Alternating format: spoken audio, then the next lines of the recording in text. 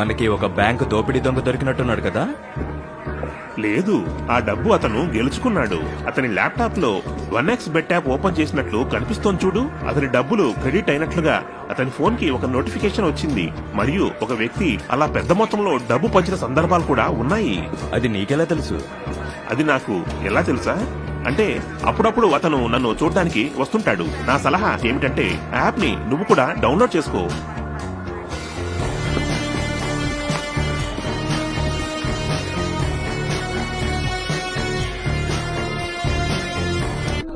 చెప్పు సార్, అమ్మాయి మిస్ అయిందని కంప్లైంట్ ఇవ్వడానికి వచ్చాను సార్.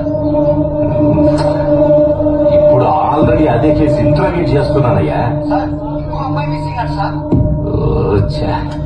ఓకే సార్, అమ్మాయిని కిడ్నాప్ చేయాలని ఎప్పుడు అంటారు సార్? ఇప్పుడా కిడ్నాప్ అయిన అమ్మాయి వచ్చి చెప్తే నమ్ముతాను రా.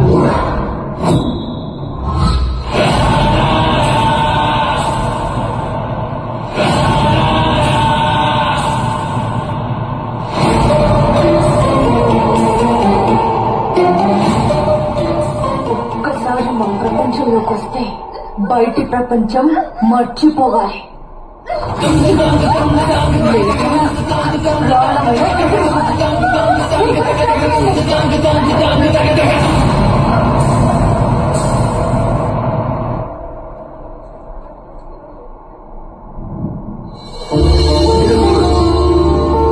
మనిషి రోబోని సృష్టించినట్టే మనిషిని కూడా ఒక రోబోలాగా మార్చొచ్చు. Is it possible, sir? Nothing is impossible with human mind. Science plus neurology equals human mind. Understand? I don't understand, sir.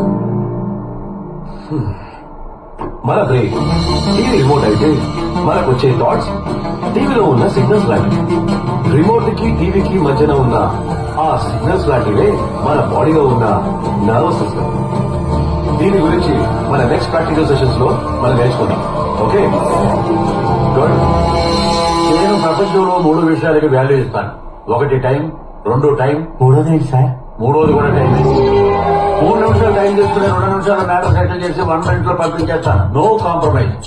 Matter ఏదైనా 3 నిమిషాలే. ఏ మ్యాటర్ అయినా 3 నిమిషాలు సార్. అబ్బా మీరు అనుకున్నది కాదులే. నోర్ మైండ్. మ్యాటర్ సంగతి తర్వాత ఈ 3 minutes కాన్సెప్ట్ ఏంటి సార్? నేను ఏ ప్రాబ్లం సాల్వ్ చేయాలన్నా 3 నిమిషాల కన్నా ఎక్కువ ఆలోచించాం.